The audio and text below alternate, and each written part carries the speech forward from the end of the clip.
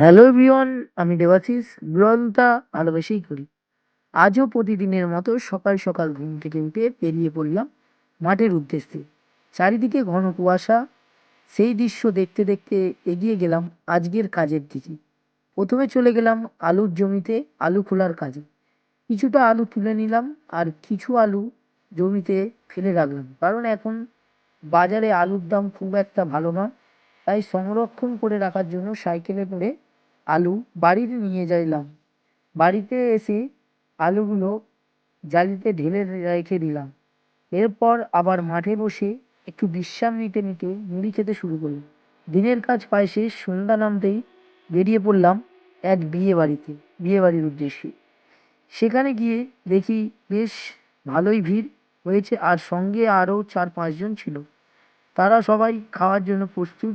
তারপর আমরা সবাই খেতে বসে পড়লাম। একে একে নানা রকম খাবার পরিবেশন করা হলো। আরও অনেক কিছু ছিল। খাওয়া দাওয়া শেষ করে আমরা সবাই বাড়ির উদ্দেশ্যে রওনা দিলাম। আজকের জন্য এতটাই।